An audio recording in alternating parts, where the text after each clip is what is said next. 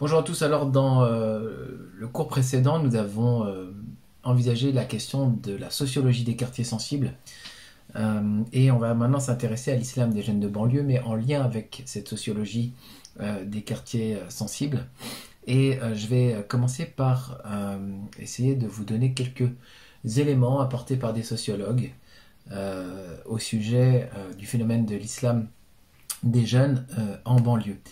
Nous avons un spécialiste en France qui s'appelle Gilles Kepel, qui, au milieu des années 2000, eh bien, a proposé une formule, la formule Les trois âges de l'islam de France, pour expliquer un petit peu comment l'islam est arrivé en France et comment il a évolué.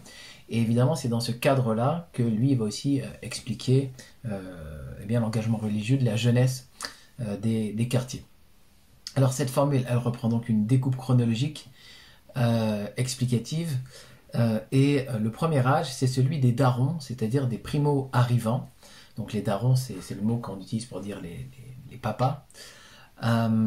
Il va la fixer jusqu'à 1989. Donc pendant cette période, il y a une insistance, donc depuis la vague d'immigration après au sortir de la guerre jusqu'à 89, il y a une insistance de l'islam en France. Et elle était, jusqu'en 89, il faut dire que l'islam en France était sous la houlette des pays étrangers, l'Algérie en particulier. Et l'enjeu, c'était principalement, dans le premier âge, la construction des mosquées, selon lui, selon ce sociologue, et la plupart des musulmans en France eh bien, n'étaient pas français. Souvent, c'était des hommes célibataires qui étaient venus pour travailler. Et les choses changent à partir de 1973. Donc en réalité, on va prendre de l'année 73 à l'année 89, avec là une sédentarisation eh bien, des populations musulmanes, notamment dans les quartiers, et la naissance en France d'un certain nombre d'enfants issus de cette première vague d'immigration. En 1989, avec le second septennat de François Mitterrand, on va passer à une deuxième âge, un deuxième temps de la chronologie, qui est l'âge des frères musulmans et des blédards. L'âge des frères et des blédards, souvent, c'est-à-dire des personnes natives d'Afrique du Nord qui, jusqu'en 2005,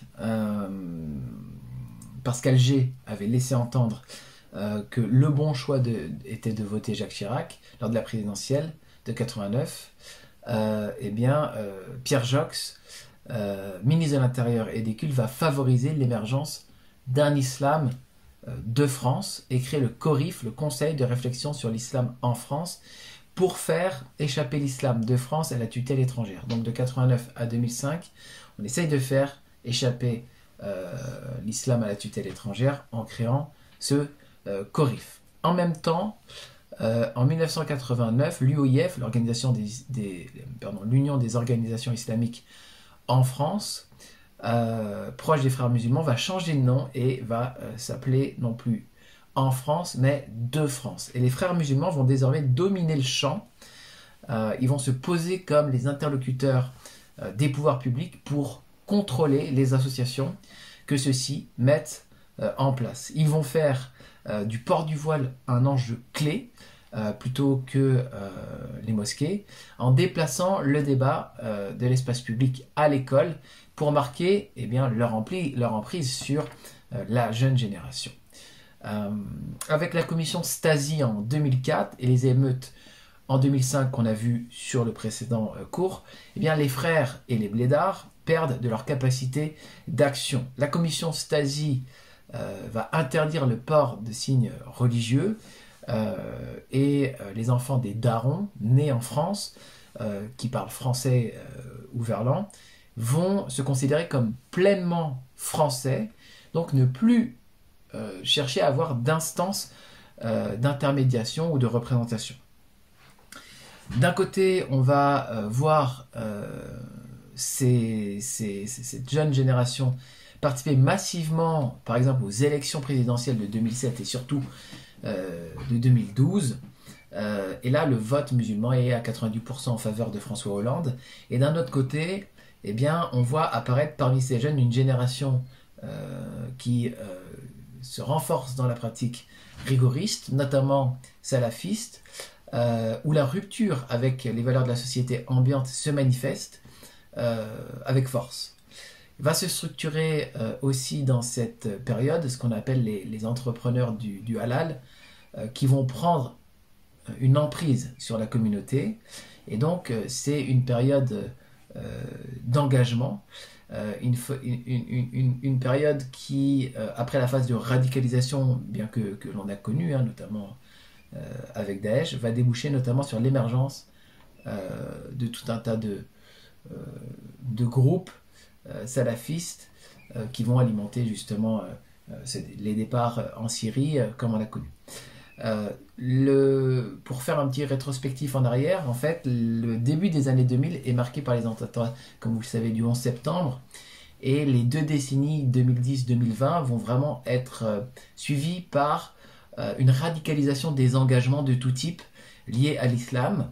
Donc, que ce soit évidemment la radicalisation djihadiste d'un côté, parfois la radicalisation d'engagement en opposition absolue au djihadisme, l'accès des Français d'arrière-plan musulman, de religion musulmane, à la sphère politique, notamment dans les élections législatives de 2012, comme je l'ai dit.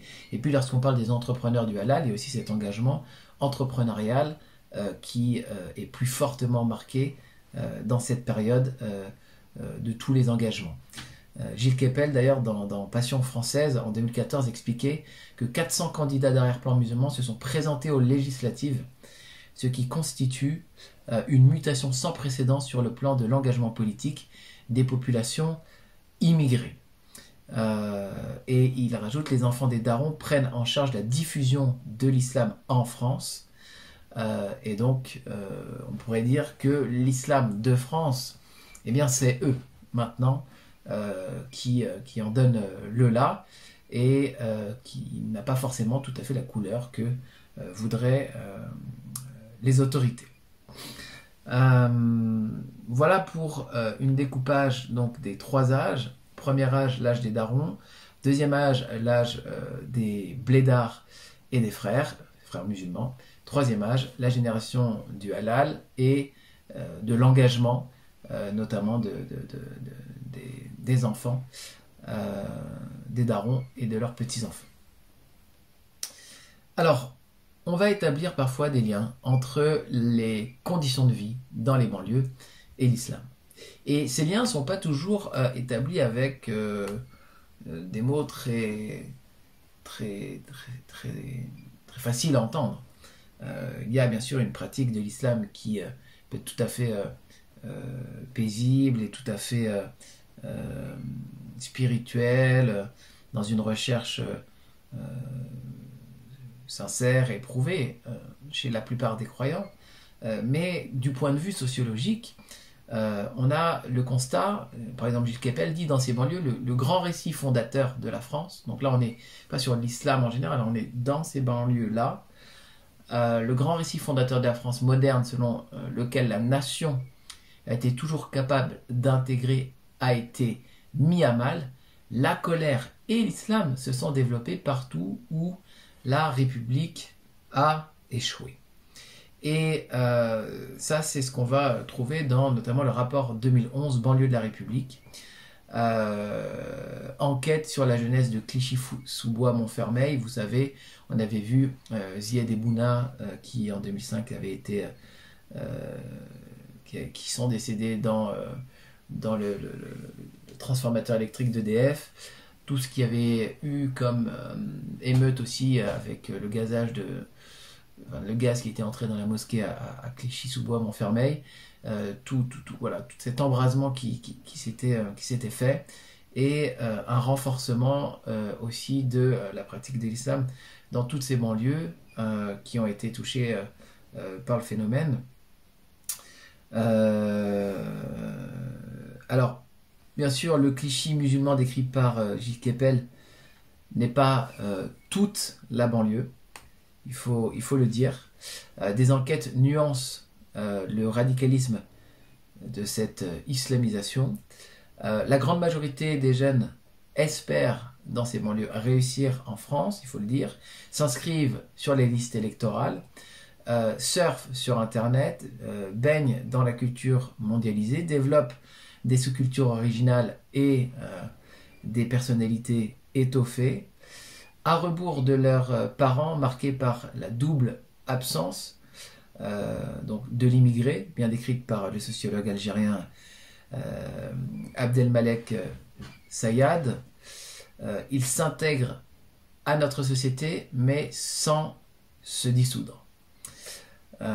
Beaucoup revendiquent leur religion, et on a une étude du Pew Center qui a été faite en 2006 et qui remarquait que 72% des Français musulmans à l'époque ne ressentaient pas un conflit naturel entre le fait de pratiquer et le fait de vivre dans une société moderne. Pourquoi 2006? Parce que c'était un an après les émeutes de 2005 qui ont comme donné le ton d'alerte sur la difficulté dans ces banlieues et l'aggravement de la radicalisation religieuse dans ces banlieues. Voilà, cela a fait dire aux alarmistes que 28% voient peut-être une contradiction entre leur religion et les lois de la République. Ils ajoutent que ce sondage a déjà de nombreuses années et que ça ne prend pas forcément en compte l'accélération rapide de l'islam. Donc là je reprends des éléments des différents rapports et des critiques de ce rapport. Ce n'est pas moi là mon avis personnel que je donne, mais différents avis, celui de Gilles Kepel et celui qui va un peu critiquer le rapport de Gilles Kepel. J'espère que vous aurez compris. Ne fait que pour l'instant faire écho à différents discours. Il y a ensuite Hugues Lagrange qui, en 2012, dans Le Monde Culture et Idées, donc Hugues Lagrange qui est sociologue, directeur de recherche au CNRS, disait que l'affirmation musulmane se généralise chez les Français de 18 à 25 ans issus de l'immigration du Maghreb, du Sahel et de Turquie. Donc les jeunes pratiquent de plus en plus. Ils respectent à 90% les prescriptions alimentaires et le ramadan. La présence régulière à la prière atteint 30% chez les 21-25 ans, alors qu'elle est inférieure à 20% pour les plus de 40 ans. Quant à l'importance accordée à l'éducation religieuse comme au mariage religieux, elle augmente chez les 21-25 ans, plus encore chez ceux nés ou arrivés jeunes en France. Il ajoute que la résurgence des pratiques cultuelles et la religiosité augmentent chez les immigrés venus en France avant l'âge de 16 ans et chez les Français descendants d'immigrés, mais pas chez les immigrés arrivés à l'âge adulte. Autrement dit, pour synthétiser tout ça, l'engagement religieux est fort chez les jeunes, en particulier chez les jeunes nés en France ou arrivés jeunes en France, plus fort que ceux qui sont arrivés tardivement en France ou qui ne sont pas nés en France et qui ont eu des enfants. Donc la jeunesse et l'engagement de la jeunesse dans l'islam est notable dans ces 2 dernières décennies. Les raisons que lui invoque, Hugues Lagrange, eh bien la première c'est la crise, les 2 raisons. La première c'est la crise. Il dit cette réalité confirme l'analyse classique selon laquelle il existe une corrélation entre inégalité, échec scolaire, chômage durable, ségrégation et l'importance accordée à la religion. Voir son avenir terrestre fermé renforce la croyance et le fait de pratiquer. La deuxième raison qu'il invoque, c'est le repli identitaire. Il dit ainsi le fait que le sentiment de relégation sociale soit très sensible chez les secondes générations les éloigne de la culture européenne, de ses modes de vie, de ses valeurs concernant les mœurs, la place des femmes et de son irreligiosité, l'irreligiosité de la culture européenne. Ainsi, les valeurs traditionnelles et familiales des pays d'origine en sont plus prégnantes et pérennes, et les jeunes ressentent une forte exigence d'affirmer leur identité, faute de la trouver à l'école ou au travail. Ils cherchent cette identité dans leur culture et dans l'islam. Donc, 2 points, la crise, le repli identitaire, parce qu'il y a effectivement une difficulté à trouver une identité affirmée, forte et valorisée dans, eh bien dans la société occidentale européenne et en particulier dans ces quartiers. Pour eux, voilà les 2 raisons qu'il invoque. Franck Frégosi, lui, est aussi chercheur au CNRS, et en 2013, il faisait un certain point intéressant que j'ai voulu vous reprendre. Alors déjà en 2013, il y avait 4000 conversions par an, soit 10 par jour, selon le ministère de l'Intérieur, à l'islam. Donc là, on parlait vraiment des convertis, hein. Et évidemment, ça ne prenait pas en compte tout le phénomène des conversions, puisque beaucoup de conversions ne sont pas enregistrées par le ministère de l'Intérieur. Et ce sociologue, Gilles Kepel, il dit qui est, si vous voulez, le profil de ces jeunes convertis, et il explique que ce sont des convertis de proximité, souvent jeunes. C'est pour ça que on reprend ce propos dans eh bien, cet enseignement dédié à la jeunesse et les banlieues par rapport au phénomène de l'islam. Donc des convertis de proximité souvent jeunes et de foi chrétienne. Et ça c'est important à souligner, qui découvrent l'islam au contact d'amis et de voisins de palier, de camarades de classe. Et il va expliquer qu'il y a 2 types de conversions. Un type de conversion qui sont plus rationnelles, donc c'est la démarche personnelle d'un individu qui cherche sa vérité et qui, dans cette recherche, va, à un moment donné, estimer que l'islam est cette vérité et va embrasser cette religion. Ça, c'est une démarche rationnelle. Et puis, il y a des conversions dites relationnelles, et ces conversions, c'est au contact de ceux qui vivent cette religion. Eh bien, à partir du milieu des années 90, la grande majorité des conversions sont devenues des conversions de type relationnel, et elles le sont dans les milieux défavorisés, les banlieues françaises, les quartiers sensibles français, ce qui montre qu'il y a un lien entre la sociologie spécifique de ces quartiers, la conversion à l'islam, et ces conversions, elles sont rapides, elles sont pas forcément contrôlées, elles peuvent se faire, au détour d'une prière, dans l'intimité d'une maison. Et puis, il y a aussi évidemment l'accès à Internet avec eh bien, le prosélytisme religieux qui entre dans les foyers par Internet, et les jeunes se convertissent devant leur écran et vont professer la profession de foi dans ce cadre-là pour un certain nombre d'entre eux. On fait un petit saut entre les liens des conditions de vie dans les banlieues et l'islam, au lien des conditions de vie dans les banlieues et le djihadisme, puisque notre époque a été marquée ces dernières années par le phénomène djihadiste très fortement. Et je relaye les propos du journaliste d'investigation et écrivain, essayiste David Thompson. David Thompson, c'est un personnage intéressant. Il a pu interviewer de nombreuses personnes parties rejoindre le djihad avec l'État islamique ou avec des organisations issues d'Al-Qaïda. Et David Thompson fait quatre constats. Alors, je vais vous les donner tout de suite. Alors, le premier constat, eh bien, c'est que une grande partie de ces personnes qui sont engagées avec les mouvements djihadistes, qui sont partis à ce moment-là, 2013, 2014, 2015, 2014-2015, sont issus de banlieue. Donc lui, il va faire le constat avec toutes les personnes qu'il a interrogées d'un lien fort entre la banlieue et le djihadisme.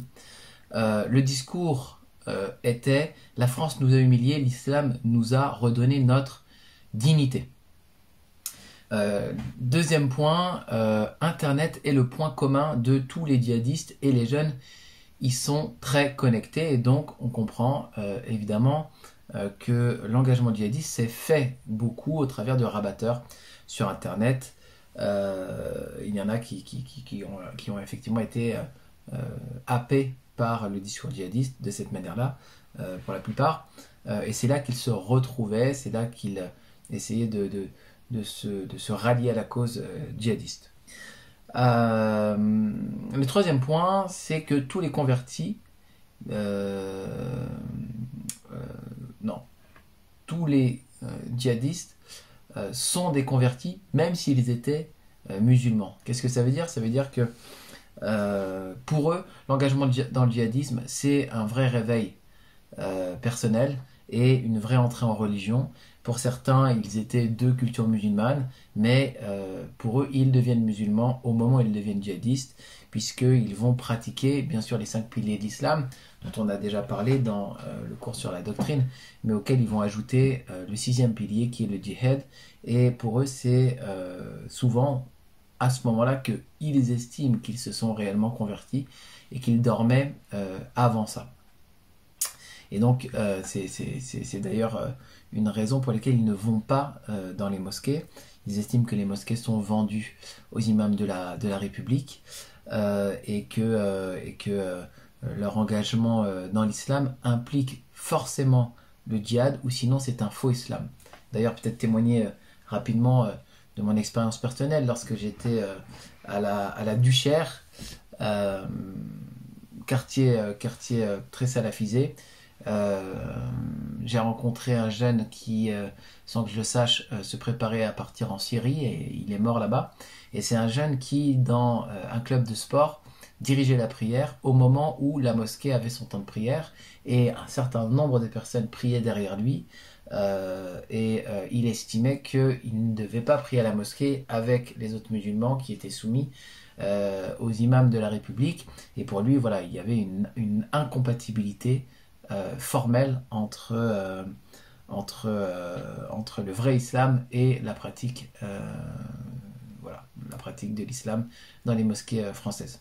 Le quatrième point, c'est que les djihadistes ne sont pas des déséquilibrés, mais qu'ils veulent tous le rétablissement du califat. Ils ont donc des objectifs politiques précis et aussi sauver des enfants syriens, donc des objectifs éthiques, et ils veulent tous le statut de martyr parce qu'ils estiment que le djihad va leur apporter ce statut et donc l'entrée au paradis. Donc l'objectif qu'ils avaient était un objectif assez clair sur le plan religieux, sur le plan éthique et sur le plan politique. Voilà ce que nous dit David Thompson. Donc en plus de ces 4 points de David Thompson, il ajoute que on a parlé parfois de djihad du sexe et que ce djihad du sexe n'a jamais vraiment existé. Qu'est-ce qu'il veut dire par là? Il dit que ça n'a jamais existé autrement que dans les médias tunisiens ou les médias pro-Bachar al-Assad. Pour autant, de nombreuses femmes sont parties et continuent. Donc c'est à l'époque où il parlait de partir en Syrie, rejoindre les rangs de Jabhat al-Nusra, qui est une branche de Al-Qaïda. Hop, je reprends mes notes, excusez-moi.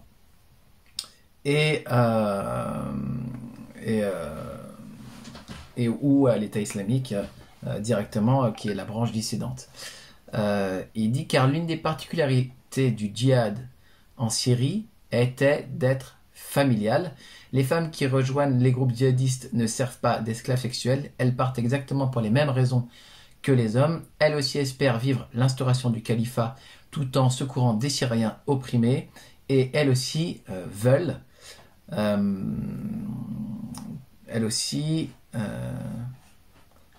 veulent bénéficier des faveurs du martyr dans l'au-delà, mais à la différence des hommes, elles ne peuvent se rendre en Syrie qu'à travers le mariage, soit en étant déjà mariées avec un aspirant moudjahid sur le point de partir au djihad, soit en obtenant à distance, souvent via les réseaux sociaux, une promesse de mariage d'un moudjahid qu'elles n'ont jamais vu, mais qui est déjà sur place.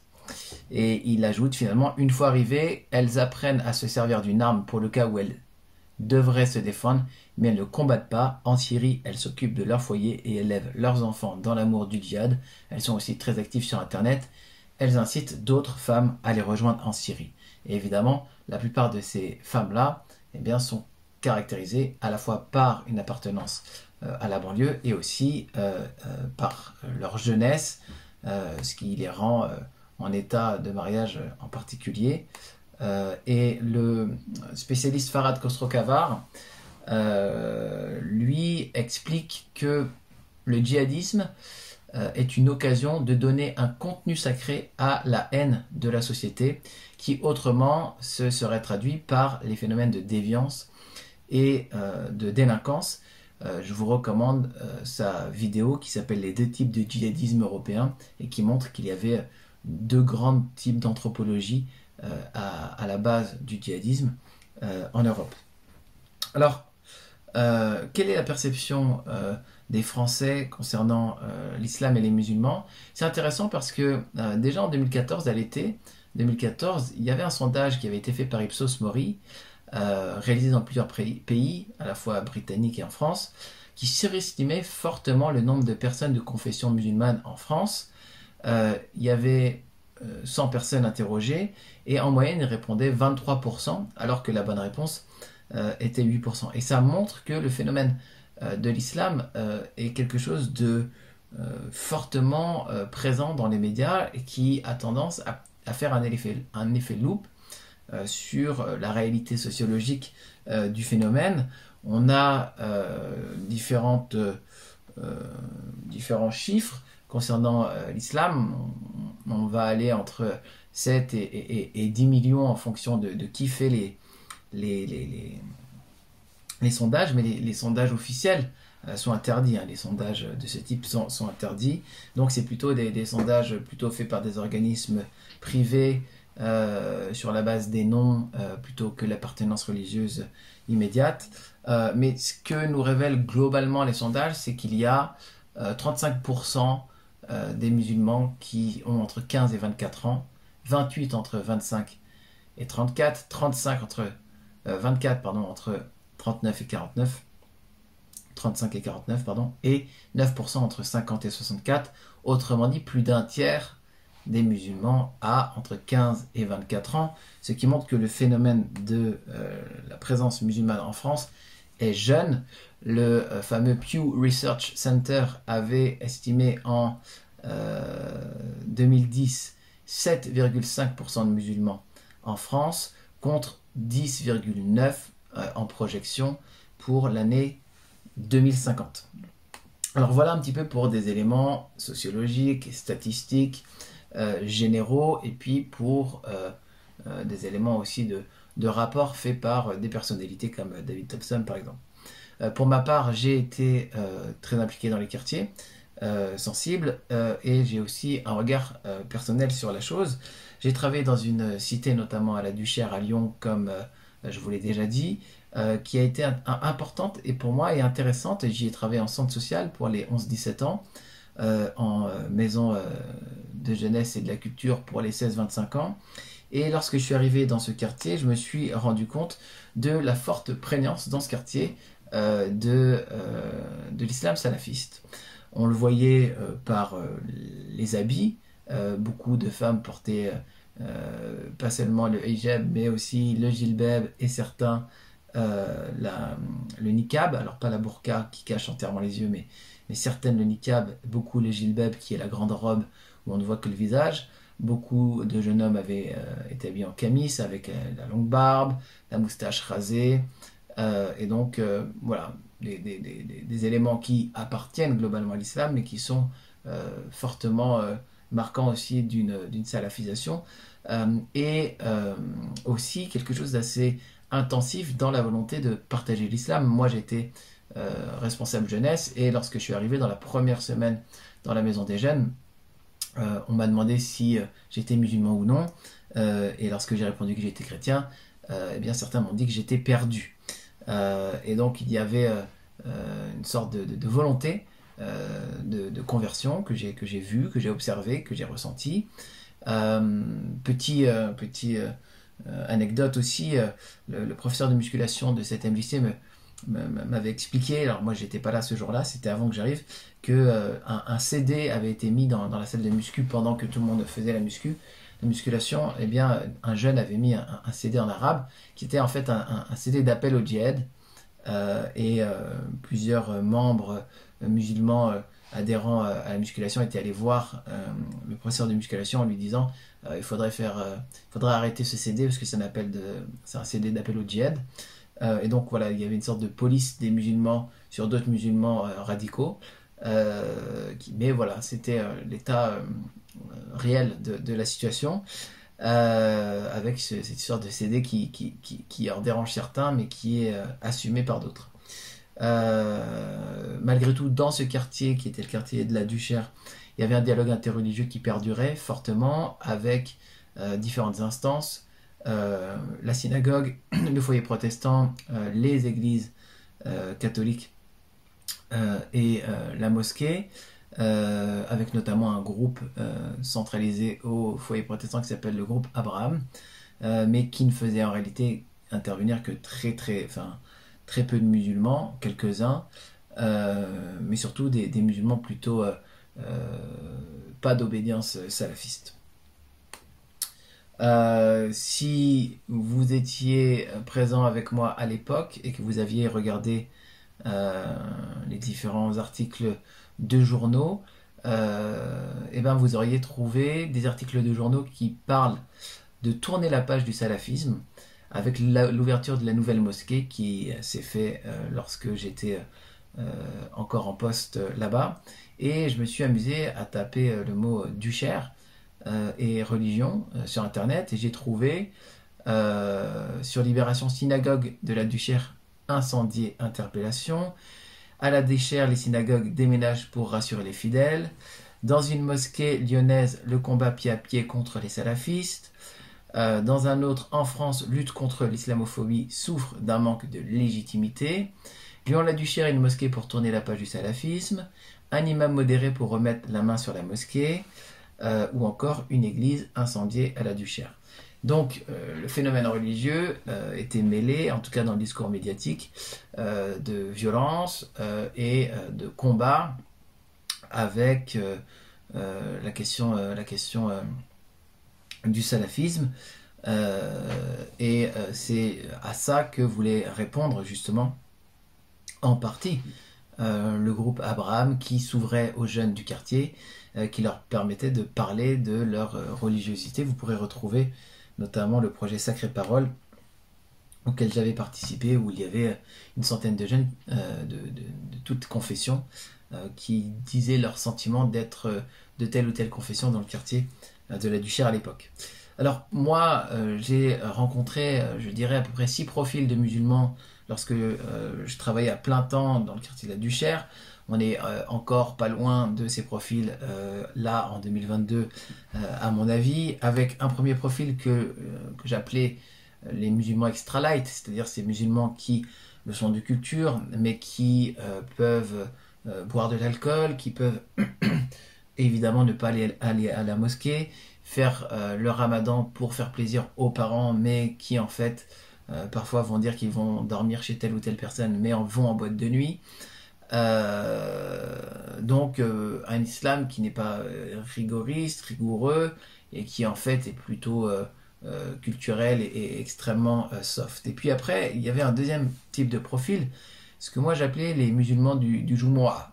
Jumu'ah, c'est la prière du vendredi. Et un peu comme dans le christianisme on parle des chrétiens du dimanche, et ben, il y a un peu les musulmans du vendredi. Il y a un prophète, pardon, il y a un hadith, une parole qui serait du prophète Mohammed, rapportée dans le recueil de hadiths de Muslim, en marron là juste ici, qui dit: celui qui a fait ses ablutions en les faisant bien, puis est allé à la prière du Jumu'ah, a écouté en silence, il lui est pardonné les péchés de la période entre les deux Jumu'ah avec 3 jours de plus. Autrement dit, si vous allez eh bien, faire vos ablutions et être allé à la prière le jour du vendredi, en écoutant le prêche, eh bien, en silence, eh bien, tous vos péchés sont pardonnés, les péchés de la semaine, et avec une avance de 3 jours. Donc ce qui peut-être incite un certain nombre de ces musulmans à faire leur devoir religieux une fois par semaine, et puis c'est tout. Un troisième type de musulmans, c'est ceux que moi j'appelais les musulmans pieux et laïques.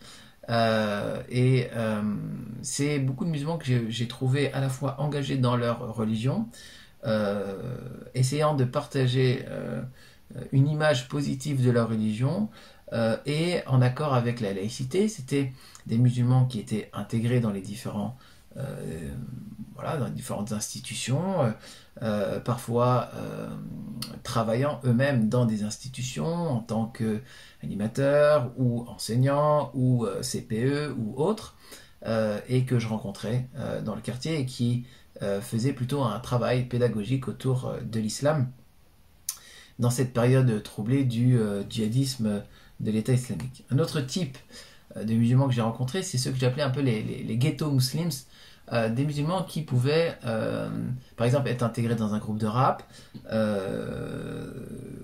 dans ce groupe de rap, chanter des couplets à la gloire de la mondialisation d'un côté, à la gloire avec des apologies de la violence, de la drogue, et puis comment dire, d'un rapport aux femmes extrêmement impudique. Voilà, ce type de paroles qu'on retrouve dans le rap hardcore. Et en même temps, sortir des couplets qui sont des couplets qui vont intégrer des références à la foi musulmane, avec une affirmation forte de cette identité musulmane. Ce qui semblait un petit peu schizophrène dans l'approche, à mon sens. Un autre type, c'est évidemment les salafistes quiétistes, c'est-à-dire des convertis à un islam rigoriste qui prend vraiment ses distances avec les institutions, en particulier les institutions d'éducation populaire dont je faisais partie. J'en rencontrais certains qui venaient à la musculation pour faire leur sport personnel et qui rentraient par la porte de la musculation qui était en bas, sans passer par la grande entrée, sans se mêler à la foule des enfants, des mamans, même si parfois ils le faisaient, mais qui traçaient leur route et qui simplement venaient sur le lieu pour prendre leur activité et repartaient, qui ne serraient pas la main des femmes, qui ne voulaient pas participer aux événements collectifs, culturels ou de loisirs de la maison des jeunes. Et puis, sixième profil que j'ai rencontré, c'est évidemment le profil des salafistes djihadistes. Je vous en ai parlé avec mon exemple de ce sportif qui préparait le djihad.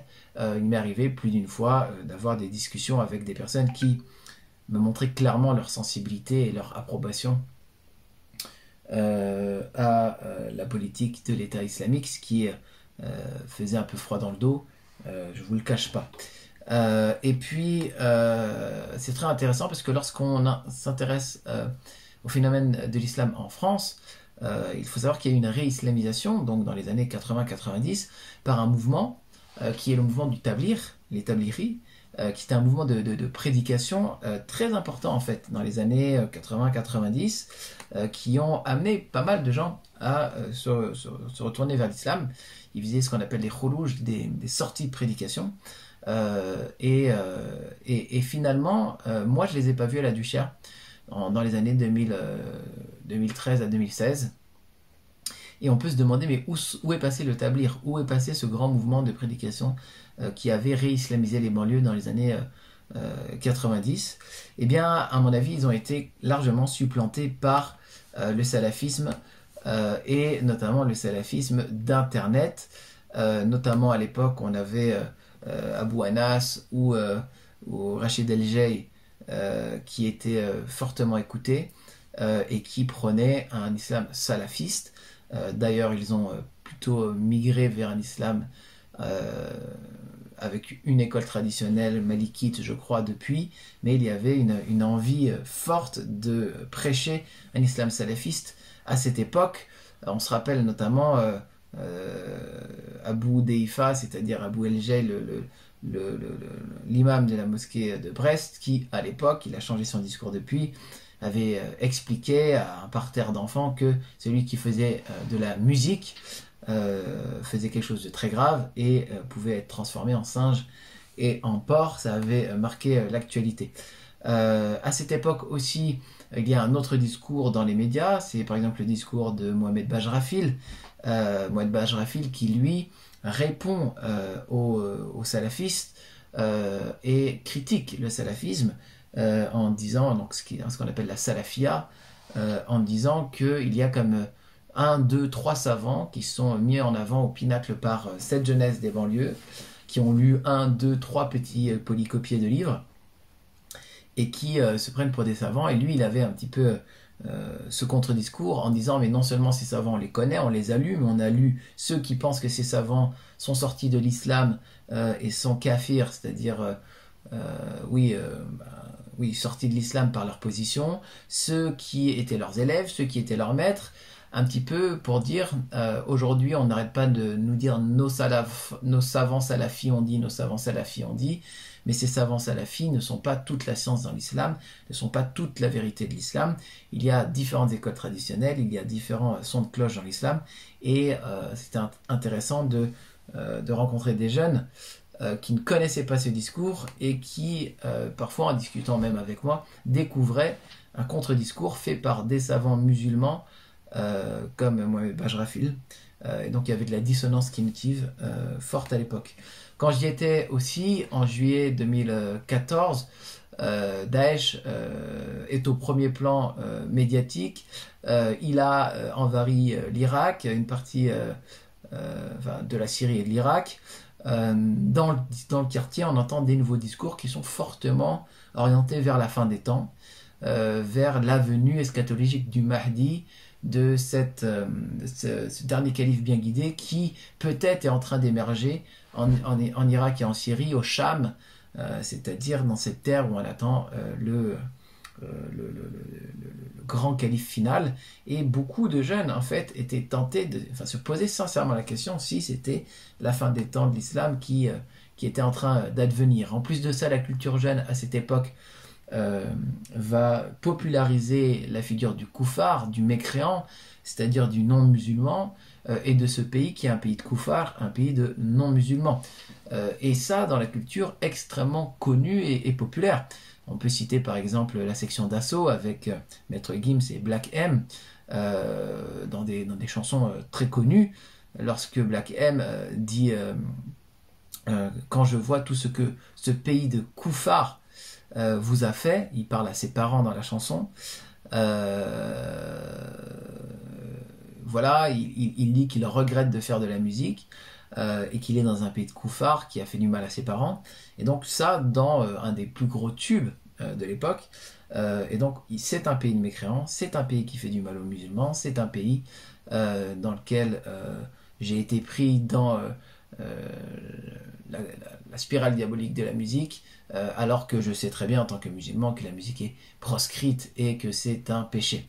On a ça aussi chez le rappeur Rof, que je connais bien parce que j'ai beaucoup écouté et apprécié sa musique dans ma jeunesse. Quand il dit Starfallah, qu'est-ce que je fous là? Je suis supposé être barbu marié femme avec foulard, pays de koufar, j'en ai le cafard. J'ai le cœur d'Aladin et les vices de Jafar. C'est intéressant comme phrasé. Il y a donc ce pays de koufar. Il ne serait pas supposé faire de la musique, mais être avec une femme, être barbu avec un foulard. Et donc il montre cette dichotomie entre une aspiration religieuse radicale, ou en tout cas voilà, rigoureuse, et le monde dans lequel il est, qui est le monde du rap. Et on avait aussi à cette époque un morceau qui avait fait couler beaucoup d'encre, celui du rappeur Medine, que je connais aussi bien, que j'ai aussi pas mal écouté, qui disait « Crucifions les laïcars comme à Golgotha, le polygame vaut bien mieux que l'ami Strauss-Kahn, en me référant toujours dans le Saint-Coran, si j'applique la charia, les voleurs ne pourront plus faire de main courante. » Donc c'est des paroles choc qui utilisent eh bien, le langage du Coran, couper la main des voleurs, et de la charia, la jurisprudence islamique, pour faire une critique des politiques qui sont pris la main dans le sac, et pour faire une critique très acerbe et très sanglante des laïcars, avec en plus une référence à Golgotha pour voilà, provoquer différents sentiments, je dirais. À cette époque-là, dans le quartier, l'islam est vu et est diffusé dans l'idéologie comme un rempart au sionisme et à l'idéologie libertaire. Deux grandes idéologies qui gangrènent la société française et les médias pour les tenants de cette prédication-là de l'islam, et qui va faire congruence, comme le dit Gilles Kepel, avec la question du complotisme, puisque évidemment beaucoup s'engagent, notamment en Syrie, parce qu'il y a un complot mondial et universel contre Allah et contre le peuple d'Allah qui est le vrai peuple dans la vérité. Et dans un pays comme la France, eh bien, on empêche les musulmans d'être musulmans, on empêche à Dieu d'être honoré et loué comme il se doit, et donc tout le discours complotiste enfin, ce qu'on appelle complotisme, hein, c'est l'idée d'une universalisation des aspirations diaboliques au travers des institutions politiques et financières. Et en tant que chrétien, on s'intéresse à cette question aussi, et au règne de l'Antéchrist, bien sûr, mais en tout cas, il y avait une version islamique de ça qui faisait congruence vraiment avec tout un tas d'autres éléments de ce qu'on appelle parfois la nébuleuse complotiste. Les personnes qui sont... donc à l'époque, c'était les thèses relayées par Alain Soral notamment, qui étaient pas mal reprises, un petit peu médiatisées par l'humoriste Dieudonné. Il y avait comme une sorte de combat entre ceux qui étaient les antisystèmes réels et antisionistes avec Dieudonné et Soral, et ceux qui étaient pro-système, pro-sionistes, etc., et donc pro-antéchrist, et qui combattaient contre cette mouvance-là. Et on voyait pas mal de musulmans engagés et suivre tout ce débat-là à l'époque. Notre personnalité qui était suivie et qui l'est beaucoup moins maintenant, c'était Tariq Ramadan. Et dans mes échanges avec les musulmans, il invoquait souvent la figure de Tariq Ramadan. Le climat général donc à cette époque, eh bien c'était un climat un petit peu de persécution, un sentiment de persécution fort chez tout le monde, pas seulement chez les musulmans, mais il y avait un sentiment fort d'islamophobie chez les musulmans, d'antisémite chez les juifs. J'avais d'ailleurs participé dans le projet Sacrée Parole à interviewer des jeunes, et certains avaient eu des propos ouvertement antisémites lorsqu'ils étaient interrogés par le monsieur de la radio Judaïka, propos choquants qui fait que le journaliste était parti d'ailleurs, puisque le jeune, en l'occurrence, avait dit qu'il fallait finir le travail d'Hitler, et il se référait à la gravité de la situation en Palestine et au conflit israélo-palestinien. Donc il y a une résonance forte dans les quartiers avec le conflit israélo-palestinien et un antisémitisme réel dans ces quartiers, avec par exemple des tags Vive Hitler qui existaient dans ce quartier, que j'ai vu de mes yeux, et qui étaient pas du tout la pensée générale des musulmans sur le quartier, mais d'une partie de fait. Il y avait à l'époque évidemment un malaise social amplifié dans le quartier, une attention forte aux phénomènes géopolitiques en lien avec la religion, beaucoup de figures mis au pinacle de la résistance contre les forces du mal, les forces du diable, et c'est pour ça que beaucoup allaient s'engager aussi en Syrie contre le nouvel ordre mondial, beaucoup évidemment. Et puis il y avait des figures d'attachement identitaire aussi, qui n'étaient pas forcément pour le coup djihadistes au sens moderne du terme, mais qui sont des figures de combat et de dignité aux yeux de certains musulmans, comme le colonel Massoud par exemple. Voilà, et donc l'islam était perçu par un grand nombre de jeunes musulmans contre un contre-pouvoir face à un Occident décadent. Voilà, je m'arrête là un petit peu pour cette explication. Je pourrais en dire plus, mais voilà, c'est une, un brossage à grands traits de ce que moi j'ai pu vivre les dernières années dans les quartiers, et en particulier à cette époque fortement marquée par le djihadisme, donc la présentation s'en ressent. Il y aurait bien d'autres choses aussi à dire concernant le phénomène de l'islam et des banlieues, mais j'espère avoir éclairé un certain nombre d'éléments par cet exposé. Je vous remercie et à bientôt.